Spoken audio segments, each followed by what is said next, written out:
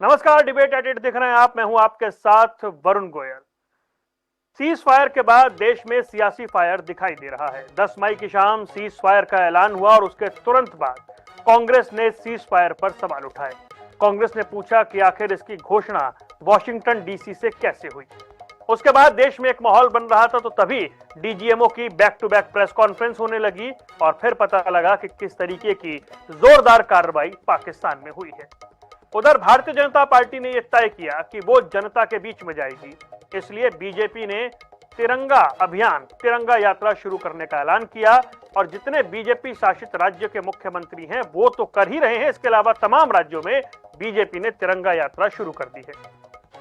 कुछ जगह कांग्रेस के नेताओं ने कहा कि तिरंगा यात्रा निकालनी चाहिए, हम तो पहले से ही निकाल रहे हैं। और कांग्रेस ने जय हिंद यात्रा, जब पाकिस्तान के साथ ये युद्ध चल रहा था, जब पाकिस्तान के साथ ये संघर्ष चल रहा था, तब कांग्रेस ने जय हिंद यात्रा निकाली थी। लेकिन तिरंगा यात्रा जो बीजेपी निकाल रही है, इसको लेकर कांग्रेस के कुछ नेताओं ने सवाल खड़े कर दिए। हरियाणा कांग्रेस के प्रदेश अध्यक्ष ने कह दिया कि बीजेपी इस समय राजनीति कर रही है, राजनीतिक फायदा लेना चाहती है। तारिक अनवर कांग्रेस के बड़े नेता हैं, उन्होंने कहा कि बीजेपी के पास और कोई विकल्प नहीं बचा है, क्योंकि अमेरिका ने बीजेपी को या इस सरकार को नतमस्तक करा दिया है, तो बीजेपी कुछ नया करके दिखाना चाहती है। ऐसे सवाल कुछ और लोगों ने उठाए। वहीं इस बीच बार बार संसद का विशेष सत्र बुलाने की मांग भी की जा रही है। वो मांग कांग्रेस भी कर रही है, वो मांग तेजस्वी यादव भी कर रहे हैं, लेकिन इस पूरे मामले को लेकर कांग्रेस को पूरा साथ मिलता हुआ नहीं दिखाई दे रहा। शरद पवार, जो बहुत सीनियर नेता हैं देश की राजनीति में, जिनका अपना एक अलग मुकाम रहा है, दशकों जिन्होंने देश में राजनीति की है, उन्होंने कहा कि सत्र बुलाने में मुझे आपत्ति नहीं है, लेकिन इतने गंभीर और संवेदनशील विषय पर संसद में चर्चा हो ये ठीक नहीं है, मतलब खुले में चर्चा हो ये ठीक नहीं है। तो क्या कांग्रेस अपने इस अभियान में अकेली पड़ रही है? उधर शिवसेना जो है, उनकी तरफ से भी प्रधानमंत्री की तारीफ की गई। जब वो आदमपुर एयरबेस पहुंचे तो शिवसेना ने कहा कि प्रधानमंत्री ने पाकिस्तान का जो एजेंडा था उसका पर्दाफाश कर दिया है। ओवैसी के जो बोल हैं वो वैसे ही बीजेपी समर्थकों को गदगद किए हुए हैं। कुल मिलाकर इस वक्त सीज फायर पर एक सियासी फायर चल रहा है, लेकिन कई सारे सवाल हैं। तिरंगा यात्रा निकल रही है, इसको लेकर यह सियासत क्या होना तय है। जब पाकिस्तान के साथ ये संघर्ष शुरू हुआ तब विपक्ष ने कहा कि वो सरकार के साथ है, लेकिन सीज फायर के बाद वो सरकार से सवाल पूछ रहे हैं। इन सब के बीच में ये जो सियासी युद्ध अब शुरू हो गया है हमारे देश में, उसको लेकर चर्चा करेंगे। कई खास मेहमान हमारे साथ जुड़ेंगे, उनसे बात करेंगे, लेकिन पहले आपको सुनवाते हैं किस नेता ने क्या कुछ इस पूरे घटनाक्रम पर कहा है।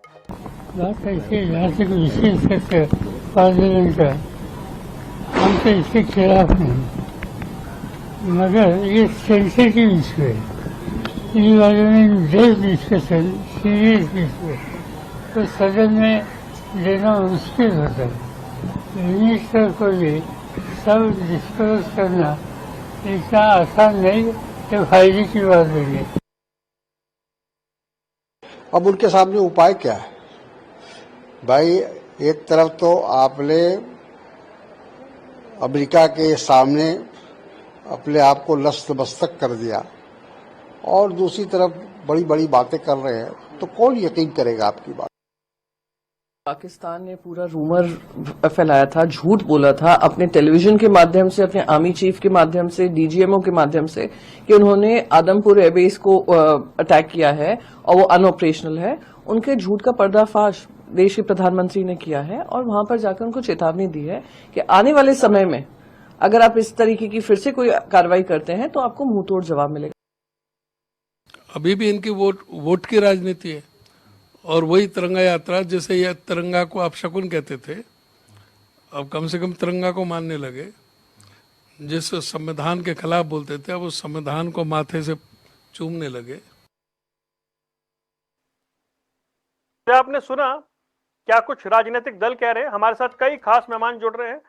प्रोफेसर वीरेंद्र सिंह चौहान जुड़ गए हैं भारतीय जनता पार्टी का पक्ष रखने के लिए। हमारे साथ डॉक्टर सुधा मिश्रा हैं, कांग्रेस का पक्ष रखेंगी।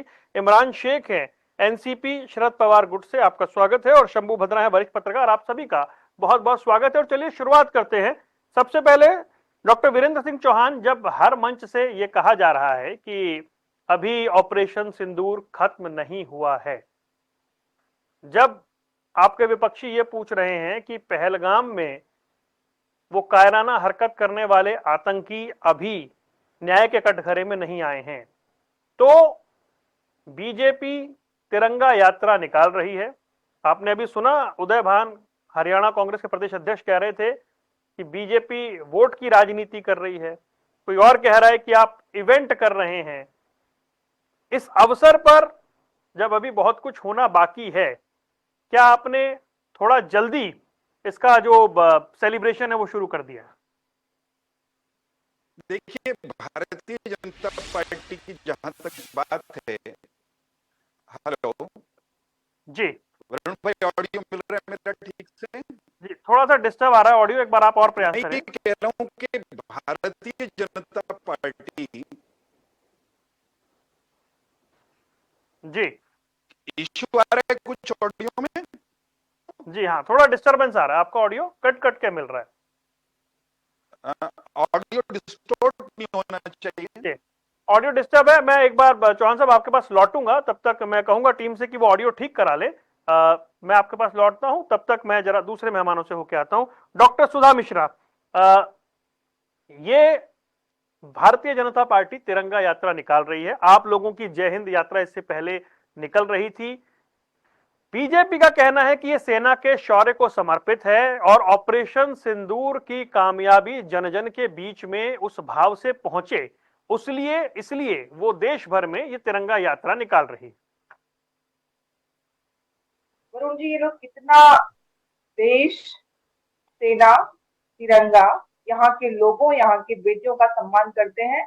आज हाईकोर्ट ने जो 4 घंटे का समय दिया था एफआईआर करने के लिए, उससे आप स्पष्ट देख सकते हैं 48 घंटे में न तो भाजपा को सुध ली, न राज्य सरकार की सुध, न केंद्र सरकार की सुध, हाईकोर्ट को संज्ञान लेना पड़ा, स्वतः संज्ञान।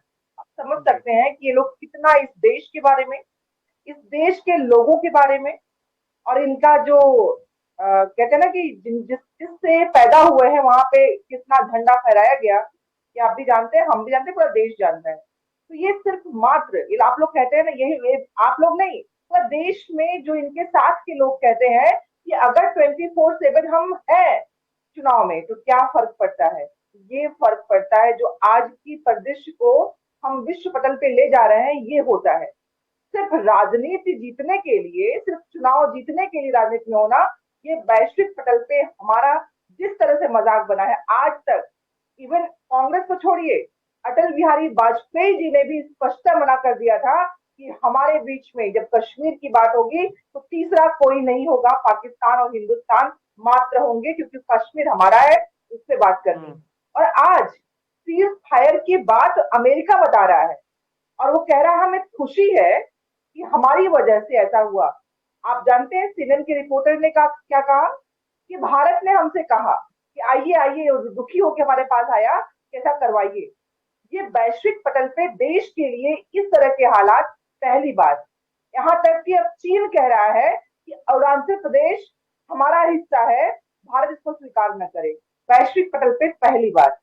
आप इससे प्रश्न मत पूछिए, जो किया गया है इस देश में और इस देश की जनता को, सोचिए सोफिया जैसी बेटियां, उनको ये लोग हिंदू मुस्लिम कर देते हैं। इन लोगों ने पहलगाम की घटना को जिस तरह 10 घंटे के अंदर आप सबने देखा कि उन्होंने उस बेटी जिसके पति की मृत्यु हुई है, सिरहाने बैठी है, उसका मीम निकाला, उस पर धर्म पूछा जाति नहीं।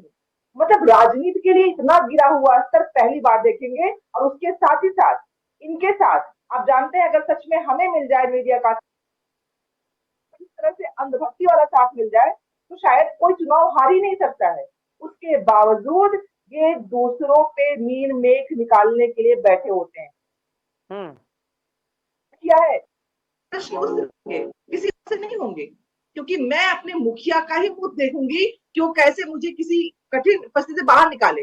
और यहाँ पे ये कुछ भी करते हैं मात्र चुनाव के लिए। बिहार का चुनाव है कि उसके लिए सब कुछ रचेंगे, सब कुछ करेंगे, लेकिन जनता, देश और देश के अभिमान। मेरा एक प्रश्न रह गया, ये जो तिरंगा यात्रा निकाल रहे हैं, क्या इस तिरंगा यात्रा से कांग्रेस को कोई आपत्ति है और अगर तिरंगा यात्रा निकल रही है इसलिए इस लिहाज से कि जी हमने पाकिस्तान को नेस्तनाबूद किया है या पाकिस्तान के घमंड को चूर किया है। जी सुधा जी बोलिए।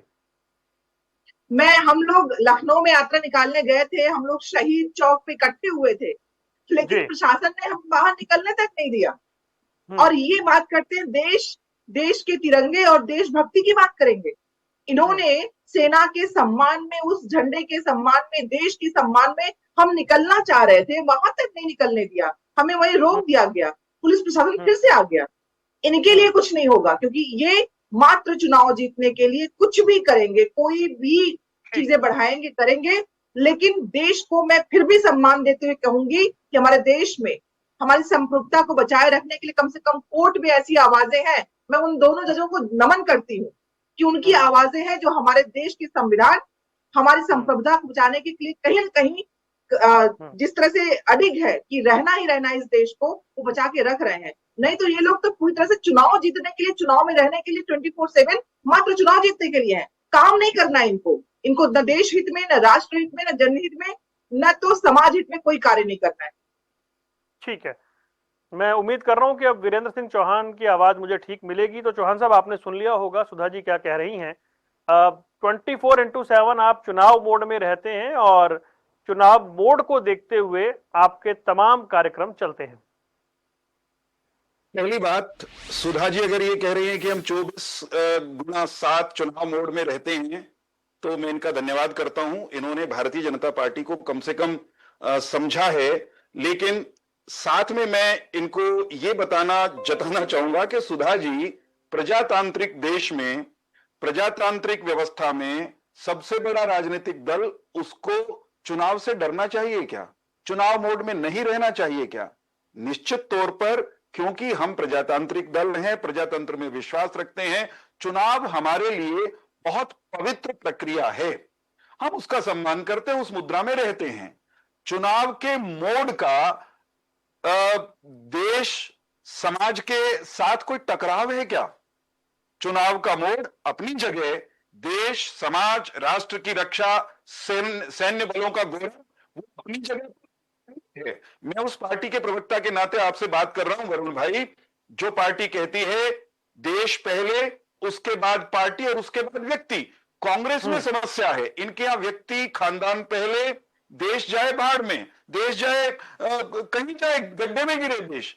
ये वो लोग हैं। सुधा जी तो उस पार्टी की प्रवक्ता हैं जो आज जो सबसे बड़ा दुश्मन पड़ोस में खड़ा दिखाई देता है, पाकिस्तान, जिसकी मुंडी में रखने के लिए हिंदुस्तानी करेगा।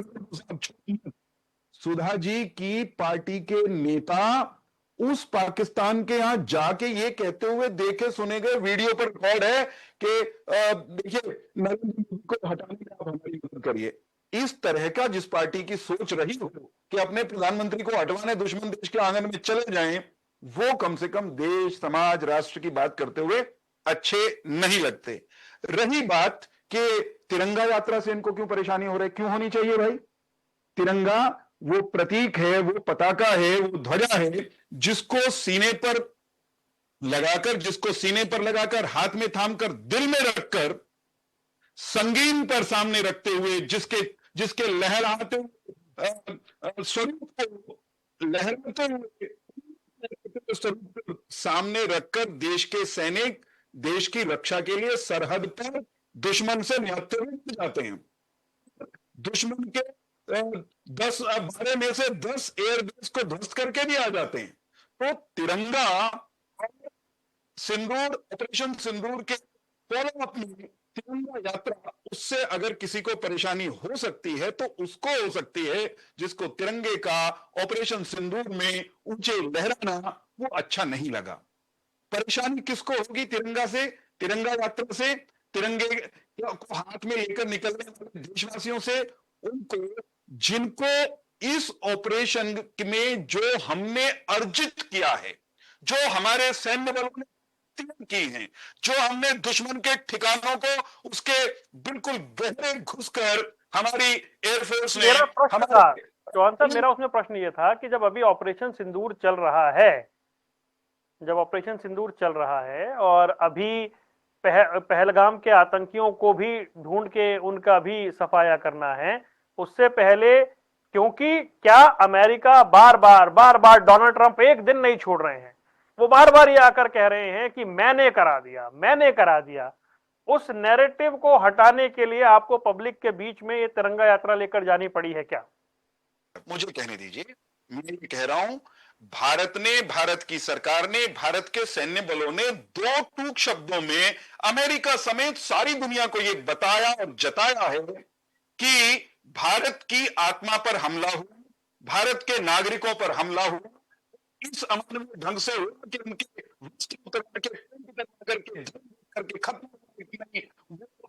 सकते हैं कि इस तरह की शहर में नागरिकों की हत्या हुई। भारत ने किसी थानेदार से पूछा थोड़ी, किसी थानेदार को बताया थोड़ी, भारत ने अपने नागरिकों पर इस हमले, अपनी आत्मा पर इस हमले का बदला लिया। ना अमेरिका लड़ रहा था, हमने दुश्मन के ठिकाने अगर ध्वस्त किए, हमने दुश्मन का अहंकार अगर ध्वस्त किया, उनकी न्यूक्लियर डॉक्ट्रिन को जमींदोज किया, तो अपने दम पर किया, अपने के अनुसार किया। हमने इस ऑपरेशन के ऑब्जेक्टिव्स पहले दिन से क्लियर कर रखे थे। इस ऑपरेशन के ऑब्जेक्टिव्स थे आतंकियों के आकाओं की कमर तोड़ना। हमने तोड़ी ना। आज तक कभी इस तरह हुआ था क्या कि आतंकी यूनिवर्सिटी जहां चलती है, आतंकियों के आका जहां फैक्ट्रियां चलाते हैं आतंकी, वहां पर से इतने मजबूती से हमले किए गए हों। पहली प्रहार में हमने आतंक के 9 ठिकानों को ध्वस्त किया, हिंदुस्तान का चेहरा खिला। हमने पाकिस्तान को कहा हमने आतंक के ठिकानों पर हमला किया है। नहीं, तब तक तो पूरा विपक्ष आपके साथ ही था ना। ये जैसा सीज फायर हुआ, हमने पाकिस्तान को कहा पंगा मत लेना, पाकिस्तान से रहा नहीं गया। हमने पाकिस्तान को फिर ठोका और इतना ठोका साहब कि पाकिस्तान दुनिया के सामने गिड़गिड़ाता फिरा। पाकिस्तान घुटनों पर आया। उनका डीजीएमओ हमको फोन करके कहता है साहब रहने दीजिए, ये संघर्ष विराम यहां पर करते हैं। अब मजेदार बात यह है कि कांग्रेस या कुछ और राजनीतिक दल भी भारत के हो सकते हैं, उनको भारत के सशस्त्र सेनाओं के अधिकारियों, सेनापतियों पर भरोसा नहीं है, उनको भारत के प्रधानमंत्री पर भरोसा नहीं है, उनको ट्रंप पर भरोसा है, उनको पाकिस्तान पर भरोसा है। पाकिस्तान को कह रहा है कि हमने हिंदुस्तान से खत्म कर दिया, हमारे सारे उड़ा दिए, हमारे शहर बना दिए, हमारी सेना को दिया। पाकिस्तान तो ये भी कहता है कि 71 में जीते थे। कांग्रेस मानेगी क्या? लेकिन गजब की बात यह है कि भारत के स्वाभिमान के पलों में भारत के साथ खड़े होने के बजाय हाथ में तिरंगा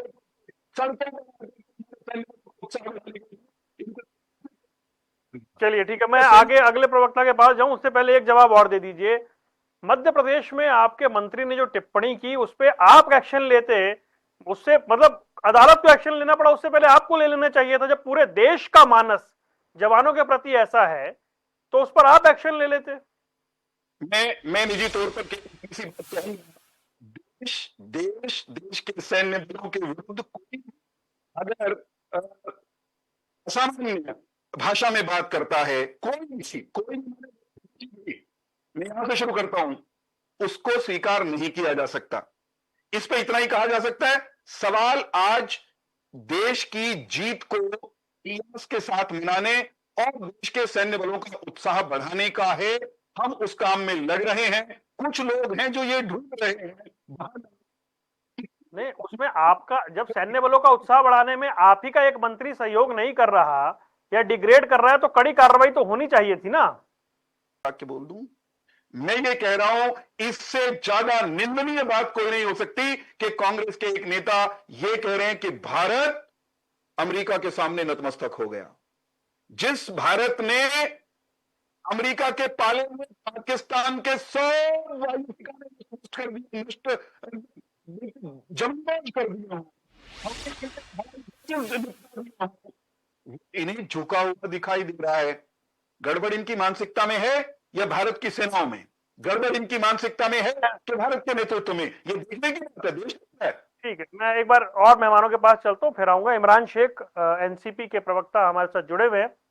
जब कई दलों ने ये सीज फायर के बाद तुरंत मांग की कि संसद का विशेष सत्र बुलाइए और बुलाकर सरकार पूरी स्थिति स्पष्ट करे, उसमें लेफ्ट है, उसमें कांग्रेस है, बकायदा राहुल गांधी ने चिट्ठी लिखी है, उसके अंदर तेजस्वी यादव ने भी ये मांग की है, तब विपक्ष से एक आवाज आती है शरद पवार की, मौजूदा समय के one of the most senior, सबसे सीनियर नेताओं में से एक हैं, जिन्होंने कहा कि मैं सत्र बुलाने के खिलाफ तो नहीं हूं, लेकिन ऐसी गोपनीय और संवेदनशील बातें सदन के भीतर करना, सबके सामने करना ठीक नहीं होगा।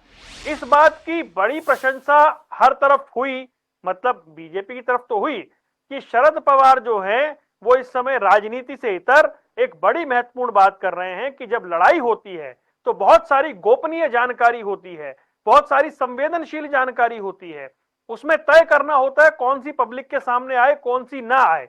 तो शरद पवार कहते हैं कि संसद में इस पर चर्चा नहीं होनी चाहिए।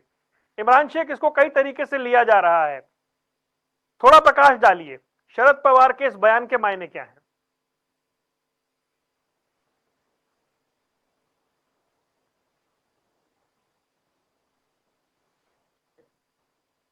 इमरान भाई, आपको ऑडियो नहीं आ रहा है, देखिए म्यूट तो नहीं है।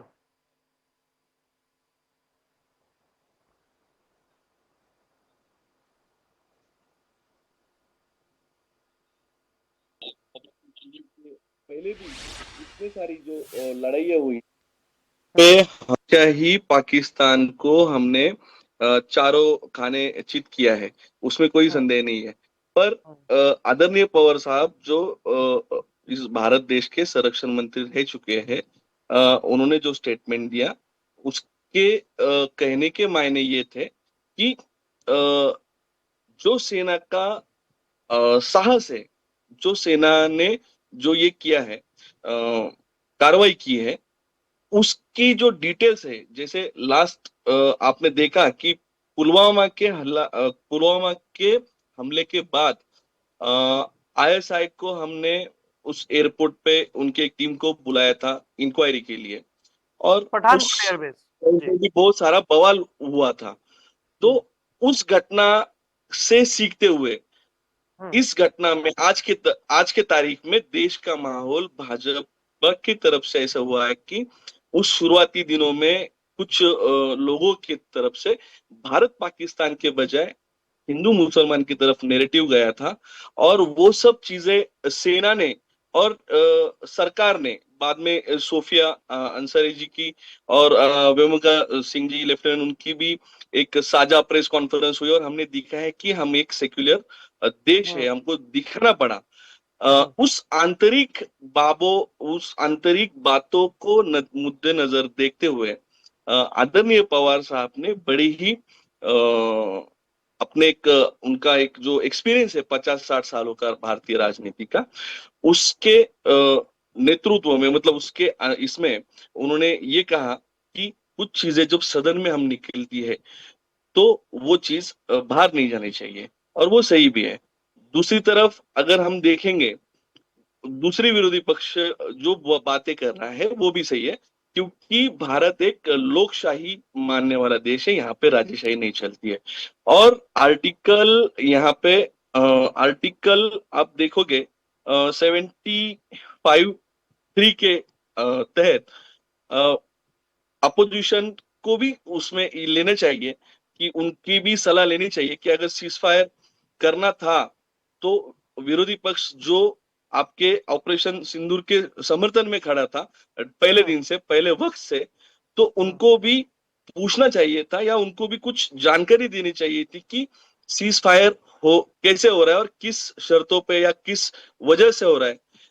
तीसरे कोई देश का राष्ट्रपति, मेरा देखिए, मेरी बात कहने का मतलब ये है कि जब पूरा विपक्ष सरकार से सवाल जवाब मांग रहा है, सरकार से जानना चाह रहा है, ऐसे वक्त में सरकार के लिए शरद पवार जैसा senior leader, most season leader ये कहे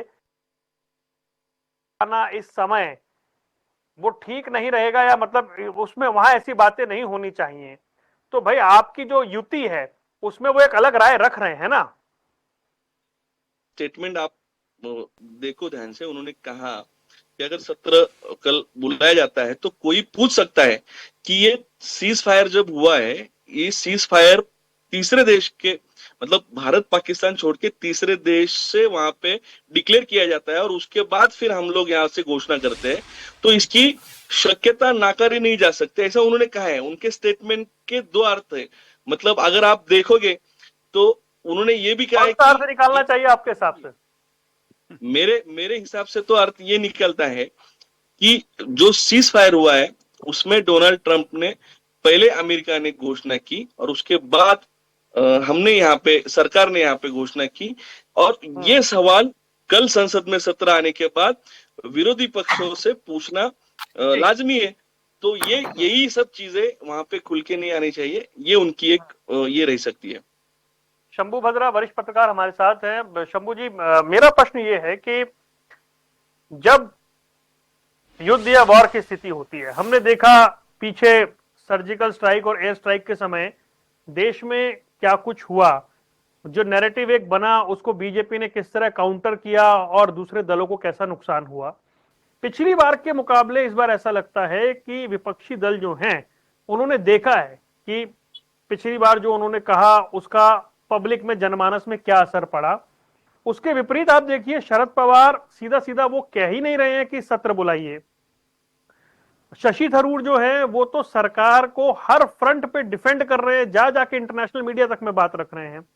तीसरी ओर आप देखिए आज प्रियंका चतुर्वेदी जो है वो शिवसेना की सांसद हैं, उद्धव ठाकरे, जो शिवसेना की सांसद है उद्धव ठाकरे गुट की, वो ये कह रही हैं कि प्रधानमंत्री ने जो नैरेटिव है पाकिस्तान का उसे ध्वस्त कर दिया है। ये ओवैसी, असदुद्दीन ओवैसी को आप देखिए वो किस तरीके से एकदम एक अलग उनका जो अंदाज है वो दिखाई दे रहा है। कांग्रेस का जो ट्रैक है वो अभी तक बिल्कुल ठीक चल रहा था। क्या कांग्रेस सबसे मुख्य विपक्षी दल होने के नाते अभी भी सही दिशा में है, या उनके नेता जो कुछ बयानबाजी कर रहे हैं उससे बाकी दल जो हैं वो अपने आप को साथ नहीं खड़े हुए दिखाना चाहते हैं? एक्चुअली जो ऑपरेशन सिंदूर जिस तरीके से हुआ और पहलगाम घटना के बाद भारत सरकार ने एक एक करके जो कदम उठाए, चाहे वो आप शुरू से अगर आप देखेंगे पहलगाम घटना के बाद, तो पाकिस्तान, जब ये तय हो गया कि इस घटना में पाकिस्तान का हाथ है, टीआरएफ ने जिम्मेदारी ली थी और टीआरएफ लश्कर का एक मुखौटा संगठन है, तो उसके बाद एक तय हो गया था कि ये पाकिस्तान के इसमें हाथ में। उसके बाद सरकार ने एक एक करके कई सारे कदम उठाए, जिसमें कि सीमा बंद से लेकर के और जल समझौते को निलंबित करने तक की बात थी। वहां तक एकदम बिल्कुल शानदार सब कुछ चल रहा था। और उसके बाद उसी बीच में सरकार ने सेना को खुली छूट दी कि हम इसको एक्शन करेंगे, सेना जो चाहे जैसा चाहे वैसे एक्शन करे। तो यह ऑपरेशन सिंदूर तक सब कुछ अच्छा चला सरकार के तरीके से, वहां विपक्ष भी कंधे से कंधे मिला के चल रहा था, सब कुछ था। लेकिन एक अमेरिका की इमैच्योरिटी की वजह से, अपरिपक्वता की वजह से, क्योंकि दुनिया में ये पहली बार नहीं है, दुनिया में अनेक ऐसे मौके आए हैं जब वार चल रहा हो या संघर्ष चल रहा हो या सैन्य संघर्ष चल रहा हो, तो बैकडोर बात भी होती रहती है और उसमें बहुत सारी चीजें होती हैं जो पब्लिक के सामने नहीं आती है। उसमें जो तीसरा पक्ष या कोई जो बीच के मध्यस्थ कर रहे होते हैं वो अपनी मैच्योरिटी दिखाते हैं। आपको ध्यान होगा कि डोकलाम के घटना के टाइम में भी बैकडोर बात हुई थी, लेकिन तीसरा पक्ष ने सामने आके नहीं कहा कि हमने ये कर दिया, उसमें शांति हुई और भारत चीन ने खुद शांति करी। तो यहाँ जो ट्रंप एक नेता के तौर पे, अपरिपक्व नेता के तौर पे आए और इसकी जो हैप्पी एंडिंग होनी थी, यानी कि इस सैन्य ऑपरेशन से लेकर के और पूरे ये माहौल के बातचीत, अगर मान लीजिए कि सीज फायर ही होती, इसकी जो हैप्पी एंडिंग होनी थी, भारत इसको का ऐलान करता या पाकिस्तान की तरफ से बात होती, तो ये इतनी जो अभी राजनीति की जो बुनियाद आई कि कांग्रेस खड़ा हो गया, सरकार से सवाल करने लगी और अमेरिका ने क्यों ऐलान किया पहले। तो कांग्रेस की जानकारी के लिए बता दूं कि मनमोहन सिंह पीएम होंगे, ये सीएनएन ने सबसे पहले ब्रेक किया था, किसी भी भारतीय मीडिया ने ब्रेक नहीं किया था, या किसी कांग्रेस की तरफ से पहली बार नहीं कहा गया था कि मनमोहन सिंह भारत के प्रधानमंत्री होंगे। पहला जो हेडलाइन आया था वो CNN ने दिया था। तो ये तो मान लीजिए कांग्रेस को अपने अतीत में देखना चाहिए, लेकिन जो अभी का जो माहौल है उसमें कांग्रेस जिस तरह से राजनीति करती हुई दिख रही है, आई थिंक मुझे इसकी जरूरत नहीं लगता है कि इसकी जरूरत थी कि इस तरह की राजनीति आप करें और सरकार से, क्योंकि पीएम ने जब राष्ट्र के नाम संबोधन किया तो उसमें लगभग सभी चीजें कही गई कि कैसे हुआ, क्या हुआ। फिर डीजीएमओ ने स्पष्ट किया कि भारत की क्या भूमिका रही, भारत की सेना ने क्या किया, सेना का सोर्स क्या रहा। ये जरूर है कि प्रधानमंत्री के राष्ट्र के नाम संबोधन में वो सब बातें वही थी जो उससे पहले सेना ने कहा था, डीजीएमओ की तरफ से बात हुई थी, जो भी चीज मीडिया में चीजें चल रही थी सारे वही उसका एक समराइज था कि ये वन बाय स्टेप करके हुआ। पीएम चाहते तो आज मान लीजिए थोड़ा इसको और क्लेरिफाई करके कि सीज फायर किस स्थिति में हुआ उसको अगर और एक्सप्लेन करते अपने राष्ट्र के नाम संबोधन में, तो विपक्ष भी मेरे ख्याल से, मुझे लगता नहीं कि वो सर्वदलीय संसद की मांग कर रहा होता या उस तरह की बात होती, वो चीजें वहां क्लियर हो जाती। फिर भी विपक्ष में बहुत सारे सेगमेंट ऐसे हैं जो सरकार के कदम के साथ है, और निश्चित रूप से मुझे लगता है कि जो अभी की जो स्थिति है, इस स्थिति में कम से कम सेना को लेकर के, कम से कम जो हमारी जो लड़ाई पाकिस्तान के साथ है उसको लेकर के कोई राजनीतिक बात नहीं होनी चाहिए। और बीजेपी से भी मैं चाहूंगा कि बीजेपी भी इसको सिर्फ और सिर्फ राजनीति के तौर पे चीजों को ना करे। शंभू जी, क्या ये माने कि डोनाल्ड ट्रंप की जो एक अंदर की इच्छा है दुनिया का चौधरी बनने की, चाहे वो रूस यूक्रेन के मामले में हमने देखा, चाहे यहां देखा, एक व्यक्ति बार बार 4 दिन से एक ही बात को दोहरा रहा है हर मंच पे, हर प्लेटफॉर्म पे। विदेश मंत्रालय 2 बार खंडन कर चुका है इस बात का कि हमें कोई मध्यस्थता नहीं चाहिए, कोई व्यापार के मुद्दे पर बात नहीं हुई है। मतलब जेडी वेंस ने एक दिन पहले कहा कि हम बीच में नहीं आएंगे, और अचानक से सारा क्रेडिट जो है वो अमेरिका लेना चाहता है। बिल्कुल, ये अमेरिका जो है ना कि ट्रंप जो है एक बिजनेसमैन लीडर है, नॉट ए स्टेट्समैन लीडर। इससे अमेरिका की साख ही दुनिया में खराब हो रही है। अमेरिका का जो कदम है, मान लीजिए कि ये तो भारत और पाकिस्तान की बात थी, अमेरिका के रिश्ते बहुत सारे देशों, अभी रूस और यूक्रेन के समय में देखा कि ट्रंप की भूमिका कैसे रही। जैसे ही सत्ता में आए उन्होंने कहा कि हम इस वार को खत्म कर देंगे, उन्होंने तुरंत अपने आदमी को भेज के एक पक्षीय रूस के सऊदी अरब में बात कराई। बात करने के बाद जेलेंस्की अमेरिका आते हैं, उसको बेइज्जत करते हैं, वहां से वो गुस्से में वहां से यूरोप गए हैं, यूरोप को अपने से नाराज कर लिया। तो उनके दूसरे कार्यकाल में राष्ट्रपति के पद के शपथ ग्रहण से लेकर के और अब तक, जैसे कि टैरिफ वार शुरू कर दिया, जो एकदम बिल्कुल एक तरफा हम दुनिया को सबक सिखाएंगे, तो वो सारे कदम जैसे हैं वो एक अमेरिका का जो पुराना इतिहास रहा है, अमेरिका का जो पुराना एक दुनिया में जो एक साख रही है, उस सबके विपरीत है, उस सबके विपरीत है। तो ट्रंप पे किसी को यूं भरोसा नहीं है। ट्रंप के सब जानते हैं कि ट्रंप एक अस्थिर नेता है, वो कब क्या कहेंगे, किसके साथ क्या बोलेंगे, उसका कोई नहीं है। और ये जो श्रेय लेने की कोशिश है, जो अमेरिका और चीन के बीच जो एक बादशाहत की जंग किसी न किसी रूप में शुरू हुई है, उसमें अमेरिका को ट्रंप ने अपने चुनाव में कहा हुआ था कि अमेरिका को हम अगेन ग्रेट बनाएंगे। उनको लगा था कि पिछले शासन में अमेरिका ग्रेट नहीं रहा, तो वो जो जिस तरह से कदम उठा रहे हैं, लेकिन प्रैक्टिकल कदम जो है, जैसे कि वो क्लाइमेट करार से बाहर आ गए हैं, यूएन को बार बार धमकी देते हैं, विश्व बैंक को अलग अलग जो अंतर्राष्ट्रीय संस्थाएं हैं जहां से अपने आप को वो बैक कर रहे हैं, तो उससे ये नहीं लगता है कि अमेरिका की जो प्रतिष्ठा है, जो वापस चाहते हैं, वो इस तरीके से आएगा कि आप टैरिफ वार के जरिए या भारत पाकिस्तान को एक समकक्ष, जो ट्रंप ने गलती की अभी कि भारत और पाकिस्तान को एक ही तराजू में रखा, सेम तरीके से ट्रीट करने की कोशिश की, जिसका कि भारत ने कड़े से विरोध किया। और भारत की जो अभी ग्रोइंग, जो भारत एक शक्ति के तौर पे उभरा है, पिछले 10 साल में जो भारत ने अपनी एक दुनिया में एक मजबूत देश की और एक रिएक्शनरी देश की, यानी सॉफ्ट स्टेट से हार्ड स्टेट के तौर पे जो छवि बनाई है, उस छवि को अभी इस घटना के जरिए ट्रंप कोशिश कर रहे हैं कि जो कैसे भी करके भारत की जो छवि है वो दुनिया में एक चौधरी बनने की जो उनकी एक अंदर से जो लालसा है वो फूट पड़ रही है, और उससे उनकी अपरिपक्वता झलकती है। अगर कोई पंच है तो पंच कभी भी डिक्लेयर नहीं करता है दुनिया में कि हमने पंचायत में सुलह करा दी या हमने ये करा दी। जिसने सुलह की है वो बात करते हैं कि हाँ हमारे बीच सुलह हो गई है। तो ये पहली बार एक दुनिया में देखने को मिला कि सुलह कराने के लिए पंच ही बहुत पहले ज्यादा, हालांकि वो पंच नहीं थे।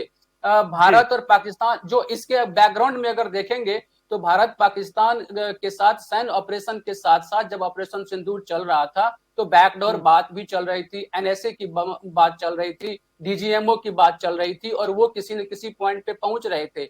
गलती से ये जानकारी अमेरिका को मिली और अमेरिका ने इसको तुरंत पाकिस्तान जिस तरह से अमेरिका के पास गया, फिर उसका रुख बदला, और रुख बदलने के बाद जेडी वेंस ने पहले कहा था कि हम तो इसमें बाहर हैं, हम कहीं से नहीं है। लेकिन जब पाकिस्तान के प्रेस वहां से बात जाती है अमेरिका तो उसका स्टैंड बदलता है। तो अमेरिका के विदेश मंत्री और अमेरिका के प्रतिनिधि भी भारत से बात कर रहे थे, पाकिस्तान से बात कर, तो कई चीजें एक साथ हो रही थी। और उसके बाद जब भारत की तरफ से और पाकिस्तान तरफ से एक सहमति की तरफ बात बन रही थी, उसी में जाकर के अमेरिका ने, ट्रंप ने बहुत तेजी से ट्वीट कर दिया और अपने जो नए उनका सोशल ट्रू सोशल है उसको शायद हाईलाइट करने के पर्पज से बहुत तेजी में उन्होंने ट्वीट किया था, जो कि भारत को असहज किया।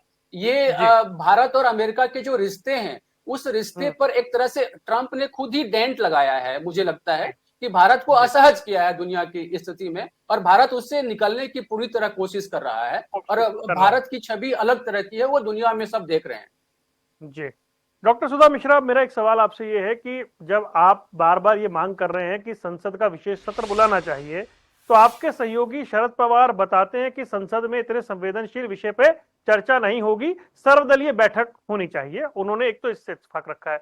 दूसरा मैं जानना चाह रहा हूं, शशि थरूर आपके सांसद हैं, विदेश मामलों के जानकार हैं, अंडर सेक्रेटरी रहे हैं भाई यूएन में, वो सरकार के हर कदम का पक्ष जिस तरीके से रख रहे हैं, जिस अंदाज में रख रहे हैं, तो क्या वो अलग सोच रख रहे हैं कांग्रेस से, और ये जो आपके सहयोगी दल हैं ये जो सोच रहे हैं, क्या कांग्रेस के लिए असहज स्थिति है ये?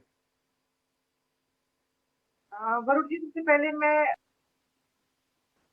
इस तरह से लोग, और शंभू जी वरिष्ठ पत्रकार जी, ये जो कंपेयरिंग हो रही है कि मनमोहन सिंह जी के प्रधानमंत्री के बनने की खबर और सीज फायर की खबर का कंपेयर मानना पड़ेगा। अरे कम से कम इतना ही किसी की तरफदारी करिए जो देखने में लगे नहीं तरफदारी हो रही है। छोड़ देते हैं इस बात, सारी बातें। आपके प्रश्न या मेरे प्रश्न का उत्तर ये नहीं आया कि हमारी उस बहन के ऊपर जिस तरह से भाजपा ने कोई कार्यवाही नहीं की, भारत सरकार ने कोई कार्यवाही नहीं की, राज्य सरकार ने कोई कार्यवाही नहीं की, उस पर कोई किसी का जवाब नहीं आया। थोड़ी उस बात को, क्योंकि इन सबसे मतलब कहाँ है? देश की बेटियों का अपमान इनके भाजपा के सारे नेता करते रहे। अभी एक वीडियो वायरल हो रही है, इनके भाजपा के बहुत बड़े नेता जिस तरह वो बेटियों का सम्मान करते हुए दिख रहे हैं, उसको पैसे की लालच में जिस तरह जो वीडियो, मतलब अश्लीलतम जो वीडियो हो सकती है, वो भाजपा के लोग हर जगह आपको करते हुए दिख जाएंगे, दिख रहे हैं। वो वीडियो आप सबने देखी हो। नहीं पूछूंगी प्रश्न। आपने कहा कि शशि थरूर जी कह रहे हैं, बाकी लोग कह रहे हैं सर्वदलीय बैठक होगी। हमारे उस सर्वदल में सबसे बड़े नेता जो हमारे प्रधानमंत्री जी हैं वो नहीं आएंगे।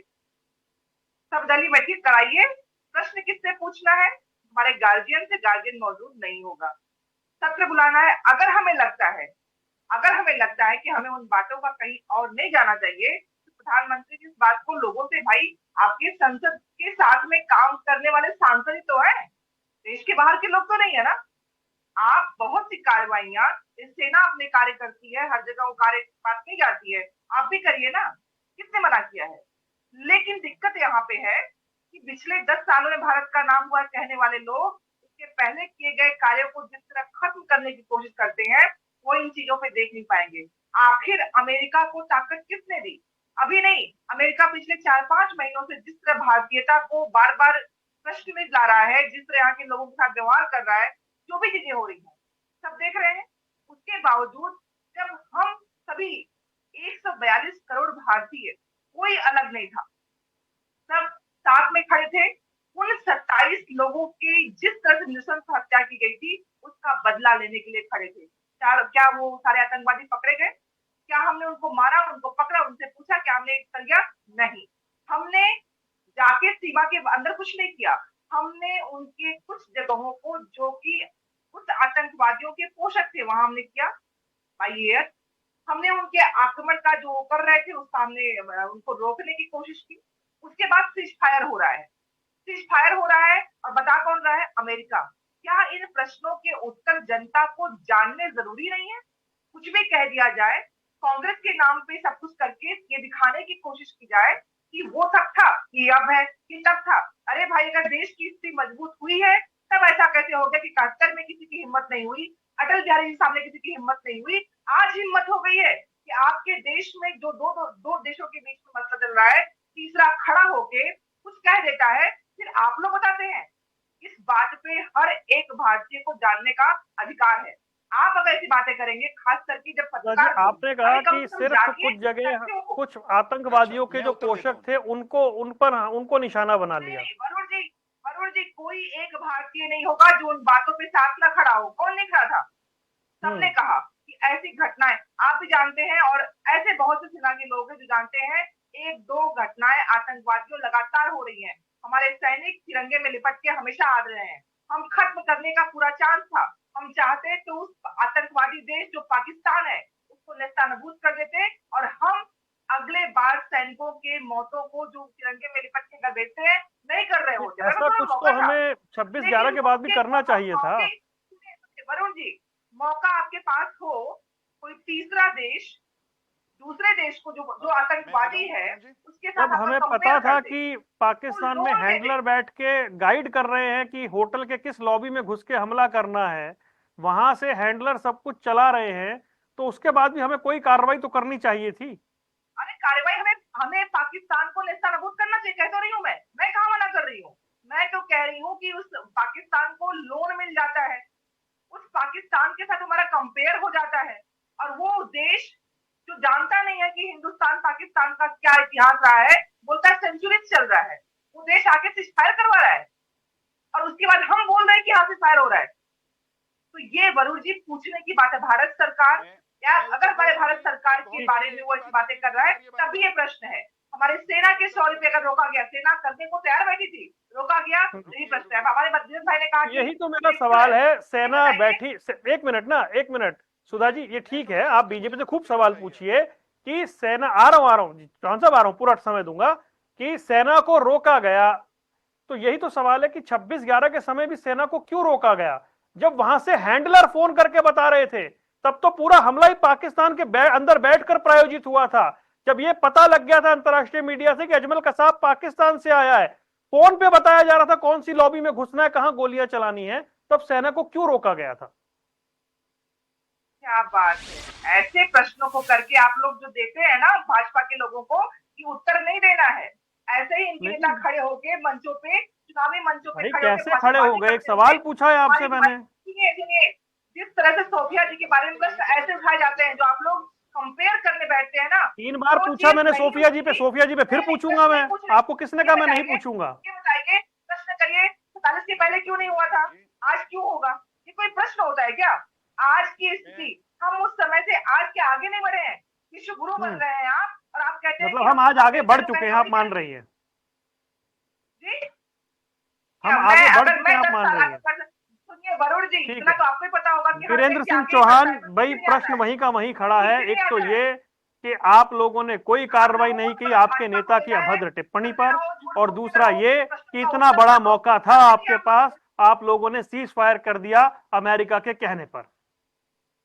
भारतीय जनता पार्टी के किसी नेता समेत, किसी कार्यकर्ता समेत कोई भी ऐसी टिप्पणी करे जिसके अर्थ गलत निकलते हों, उसको बिल्कुल डिफेंड नहीं किया जा सकता। मैंने पहले भी स्पष्ट शब्दों में कहा। लेकिन जो हमसे ये सवाल कर रही हैं डॉक्टर सुधा, उनके पंजाब के मुख्यमंत्री चन्नी, पूर्व मुख्यमंत्री चन्नी, जब पाकिस्तान के साथ हमारा ऑपरेशन सिंदूर की पृष्ठभूमि बन रही थी, जब पहलगाम के अटैक के बाद भारत की सेना उधर हमलावर हो रही थी, तब ये कह रहे थे कि सर्जिकल स्ट्राइक में कोई कबूतर तीतर नहीं मरा, तिनका नहीं टूटा। तो इन्होंने सूली पे लटका दिया क्या उनको? पूरी सेना पर सवाल खड़ा किया लेकिन कांग्रेस के शीर्ष नेतृत्व ने मुंह नहीं खोला। आज भी कांग्रेस की प्रवक्ता इस डिबेट में चन्नी के उस बयान के लिए उनके खिलाफ कार्रवाई का आश्वासन दे दें तो देश को थोड़ी संतुष्टि मिलेगी। कांग्रेस के एक नेता, दिल्ली की पूर्व मुख्यमंत्री के बेटे, उन्होंने उस समय के देश के सेनापति, थल सेना अध्यक्ष, उनको गली का गुंडा कहा। कांग्रेस ने आज तक उनके बारे में, उनके विरुद्ध कोई कार्रवाई करने की कोशिश नहीं की, कोई बात नहीं की। अभी हाल जब हम दुश्मन से भिड़ रहे थे, लड़ रहे थे, उसी दौरान पाकिस्तान के प्रोपेगेंडा मशीनरी ने जिन नेताओं के, भारतीय नेताओं के बयानों का इस्तेमाल दुनिया भर के मीडिया या डिप्लोमेट्स को अपना पक्ष मजबूत करने के लिए उपयोग किया, जिनके बयानों का, वे कांग्रेस पार्टी के थे ज्यादातर। चाहे इनके एक मुख्यमंत्री हो, चाहे इनके कोई प्रदेश के अध्यक्ष हो, चाहे इनके राष्ट्रीय अध्यक्ष हो, तो कांग्रेस पार्टी को इस तरह के कोई भी सवाल उठाने से पहले अपने गिरेबान में झांकना चाहिए। दूसरा, मैं ये कह रहा हूं कि ये जो शंभू जी ने बात कही, मैं उसको आगे बढ़ाना चाहता हूं। आज भारत का जनसामान्य, उसका, भारत का प्रतिपक्ष का एक बड़ा हिस्सा, जिसमें ये भारत के विरुद्ध बोलने वाले तत्वों को छोड़ दीजिए, वो और भारत के सैन्य बल, उनका आत्मविश्वास चरम पर है। अगर आपने हमारे डीजीएमओज को बोलते हुए ध्यान से सुना, देखा हो, तो वे विजयी मुद्रा में हैं। उन्होंने इस अंदाज में अपनी बात देश के सामने रखी है कि हमने प्रत्युत्तर जोरदार दिया है और अगर हमसे अब फिर कोई पंगा लेगा तो हम निपटाने, समाप्त करने, नेस्तनाबूद करने की स्थिति में, किसी को बहम नहीं होना चाहिए। आज जब देश का, सेना का, जन सामान्य का, सबका आत्मविश्वास बढ़ रहा है, उस समय में ये कौन लोग हैं जिनका खुद का आत्मविश्वास डगमगाया हुआ है? कोई स्वाभिमान से शून्य, आत्मविश्वास के मामले में दरिद्र होता राजनीतिक दल ही होगा जो ये कहेगा कि भारत इस समय किसी अमेरिका या किसी दूसरी शक्ति के सामने नतमस्तक है। भारत तो उन्नत खड़ा है साहब, तिरंगा तो उन्नत लहरा रहा है, भारत अपनी शर्तों पर अपनी बात कह रहा है, एक्शन अपनी शर्तों पर ले रहा है। भारत के प्रधानमंत्री भी ये कह रहे हैं पाकिस्तान को सुधरना होगा, नहीं तो मिट जाएगा। लेकिन ये सारी बातें कौन लोग हैं जिनके कानों में तो जा रही हैं, लेकिन दिल उनका कबूल नहीं कर रहा। उनका चाल, चरित्र, चेहरा दुनिया के सामने एकदम बेनकाब हो रहा है। इसमें एक सवाल है ना कि ये जो आपके सहयोगी हैं, आपके साथी हैं सदन में, इनको बुलाकर भी एक बार ब्रीफ कर दीजिए, एक सर्वदलीय बैठक बुला लीजिए। सत्र बुलाने की स्थिति अगर आपको नहीं लग रही है, हालांकि बहुत सारे दलों ने सत्र बुलाने की मांग की है। मुझे दो वाक्य और कह लेने दीजिए। कांग्रेस पार्टी को भारत के मिलिट्री ऑपरेशंस के सेनापतियों पर भरोसा नहीं है। उन्होंने जो कहा वो कांग्रेस नहीं मानती, लेकिन इनको भरोसा है एक तीसरे देश पर, ट्रंप ने कोई ट्वीट कर दिए उस पर भरोसा है। पता है आपको, भारत के सेनापतियों ने ये कहा कि 3:30 बजे या 3:35 पर पाकिस्तान के डीजीएमओ का फोन आया, उसके बाद सहमति बनी और उसकी घोषणा भारत ने की। अब बताओ, अगर उस सहमति के बाद पाकिस्तान अपने आका अमेरिका को बता दे और उनके चौधरी ताऊ ट्रंप वो जाकर के ट्वीट कर दें, तो क्या उनका मुंह पकड़ा जा सकता है, उनके हाथ पकड़े जा सकते हैं? लेकिन इनको वो ट्वीट दिखता है। भारत के सेनापतियों की बात नहीं समझ में आ रही, भारत के प्रधानमंत्री की बात पर ये विश्वास करना नहीं चाहते हैं। ये बड़ी दर्दनाक स्थिति है। ऐसे ही पाकिस्तान, सच में आप भी देख ही रहे होंगे, पाकिस्तान ये कह रहे हैं हम जीत गए, ये भी ऐसी ऐसी भाषा ही बोल रहे हैं। दूसरा एक इन्होंने कहा कि नेस्तनाबूद करने का समय था। नहीं, इन्होंने कब कहा भाई पाकिस्तान? नहीं, अपनी फौज के शौर्य की बात की है इन्होंने। कह रहा हूं, इन्होंने कहा पाकिस्तान को नेस्तनाबूद करने का समय था। पाकिस्तान को नेस्तनाबूद करने का समय डॉक्टर सुधा मिश्रा जी 1971 में भी था। आपने बांग्लादेश तो बनने दिया, बांग्लादेश बनाने में मदद की, जिंदाबाद, अभिनंदन। लेकिन आपने पाकिस्तान द्वारा आप ही के नेतृत्व में, आप ही के राज में जो पीओजे के कब्जाया हुआ है, उसको वापस लेने के लिए डक्का नहीं तोड़ा, कलम नहीं घुमाई। आप ये बताइए, क्या वो समय नहीं था कि 93,000 पाकिस्तान के फौजी, जिनके कपड़े भी उतरवा लिए गए थे, जिनके हथियार भी रखवा लिए थे हमारी फौज ने, क्या उनके बदले में वो 40-45 भारत के युद्ध बंदी सैनिक नहीं छुड़वाए जा सकते थे, जो कोट लखपत की जेल में कण कण गल करके मृत्यु को प्राप्त हो चुके होंगे अब तक? कुछ किया क्या? बताइए ना। वो हिसाब भी देश मांगेगा। मैं बिल्कुल उन अध्यायों पर जाना नहीं चाहता था। अवसर आपने गंवाए, हमने इस अवसर पर क्या किया? बस अंतिम वाक्य ये है, भारत की सेना ने पहलगाम के हमले के बाद एक ऑपरेशन प्लान किया। ऑपरेशन जब प्लान किया तो देश के नेतृत्व ने, पॉलिटिकल लीडरशिप ने विपक्ष को विश्वास में लेकर सर्वदलीय बैठक में इनको सारी स्थिति बताकर देश के सैन्य नेतृत्व को कहा, आपको खुली छूट है, आप जिस हद तक प्रहार करना चाहते हो आप करिए। सेना ने संयम से प्लान किया, टारगेट डिसाइड किए, उन टारगेट्स को ध्वस्त किया। उन टारगेट्स को ध्वस्त करने के बाद पाकिस्तान ने दुस्साहस किया। पाकिस्तान के दुस्साहस का दमदार जवाब दिया। क्या जवाब दिया? हम उनके एयरबेसिस तक पहुंचे, हम उनके हवाई प्रतिष्ठानों तक पहुंचे, हमने उनका सेना मुख्यालय है उसकी जद में जाकर के प्रहार किया। हमारे किसी प्रहार को पाकिस्तान रोक नहीं पाया। भारत की सेनाओं ने यह प्रदर्शन किया और इस सैन्य प्रदर्शन के पीछे पॉलिटिकल विल थी, प्रधानमंत्री नरेंद्र मोदी का नेतृत्व था। इस बात से आप कैसे और रिएक्शन करेंगे? इमरान शेख भाई, मुझे एक बात बताएं कि अभी जो हमने 5-7 दिन पूरे देश का यूनिटी, एक जो भाव देखा, ये और कायम रहना चाहिए था। सियासत बहुत जल्दी शुरू हो गई आपके हिसाब से? मैं ये कह रहा हूं वरुण भाई, एक वाक्य कह लेने दीजिए। मैं ये कह रहा हूं कि जब पाकिस्तान ने पलट के हम पे हमला किया, जब पाकिस्तान ने पलट के इमरान भाई का एक कमेंट, इमरान भाई ये सवाल मेरा आपसे था, ये सियासत कुछ जल्दी शुरू हो गई, अभी ये जो यूनिटी बनी हुई थी ये कायम रहनी चाहिए थी। मतलब देश में तो यूनिटी है, जब संकट आता है सब एक साथ ही होते हैं, लेकिन सियासी सवाल जब आपको लग रहा है कि थोड़ा ये जल्दी आरोप प्रत्यारोप लगने लगे?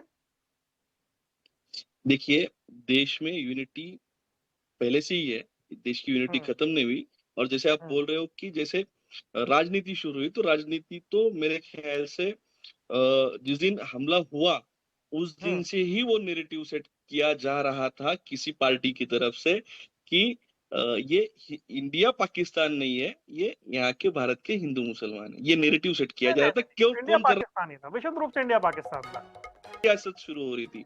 उसके बाद भी विरोधी पक्ष के पार्टियों ने, जैसे कि हमेशा भारतीय संस्कृति है, संविधान है, लोकशाही है, उसके हिसाब से सारी पार्टियों ने मिलकर बोला कि हम सेना के साथ खड़े हैं, हम सरकार के साथ खड़े हैं, क्योंकि बाहरी आतंकियों और बाहरी देशों के खिलाफ भारतीय संस्कृति रही है कि सरकार कोई भी हो हम उनके साथ खड़े रहेंगे, क्योंकि हमारा आपस के कुछ भी हमारे झगड़े हो हम निपटा लेंगे, पर बाहर के लोगों को हमारी तरफ देखने नहीं देंगे।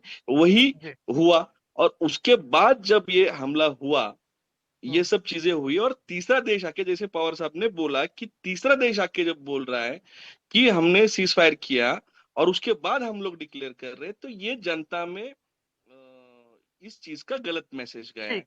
चलिए जल्दी से शंभू भाई एक आखिरी क्विक कमेंट चाहिए आपसे, बहुत संक्षेप में। अब ये बताएं मुझे कि हम जहां पर ये खड़े हैं, ये सियासत तो हो रही है, होगी, प्रधानमंत्री का राष्ट्र के नाम संदेश, डीजीएमओ की बैक टू बैक 2 बड़ी प्रेस कॉन्फ्रेंस और उसके बाद बीजेपी की तिरंगा यात्रा निकालना, मजबूती से इस नैरेटिव को सेट किया जा रहा है जो डोनाल्ड ट्रंप ने फीका करने की कोशिश की थी। बिल्कुल इसको उस रूप में देख सकते हैं। यहाँ 2-3 चीज मैं जोड़ना चाहूंगा कि निश्चित रूप से कश्मीर में 2011 के अगर साल को देखेंगे तो 2004 के बाद से 2014 तक 10 साल में देखेंगे तो लगभग 4100 लोगों की मौत हुई थी कश्मीर में। इस 10 साल में देखेंगे तो लगभग 200 से 250 लोगों की मौत का एक, जो सिविलियंस की बात कर रहा हूँ मैं, फौज की बात नहीं कर रहा हूँ, 200 से 250। यानी कि कश्मीर में आतंकवाद पे कंट्रोल हुआ है, नियंत्रण हुआ है। ये सरकार में चाहे जो भी बैठे हो, लेकिन सरकार इस दिशा में प्रगति की है। दूसरी बात, एक बीजेपी से भी सवाल है कि जब बीजेपी डील कर रही थी और सीज फायर के लिए, तो बीजेपी को क्यों नहीं पाकिस्तान में बैठे हुए आतंकियों को मांगा? जब वो 71 पे सवाल करते हैं कि पीओके नहीं लिया, तो बीजेपी से भी सवाल है कि जब आप डील कर रहे थे, सीज फायर की का ऐलान कर रहे थे या किसी ने थर्ड पर्सन किया, तो एक तो आप मानते नहीं, दूसरी बात कि जब आप मान रहे थे तो वहां पे जो अभी पाकिस्तान में भारत के आतंकी दुश्मन बैठे हुए हैं उसकी डिमांड क्यों नहीं की गई, क्यों नहीं रखी गई सर? तो ये तो बीजेपी के साथ भी एक पॉइंट समय है। हो गया है, तो फिर ये सवाल कल के लिए बचाने पड़ेंगे, क्योंकि फिर 1 घंटा ऑलरेडी हो चुका है। जी चौहान साहब, सिर्फ 10 सेकंड दे पाऊंगा मैं आपको।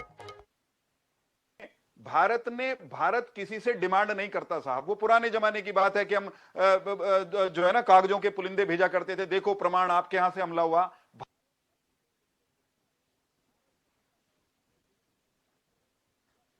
शंभू जी यकीन मानिए, भारत को किसी पाकिस्तान से कुछ नहीं मांगना।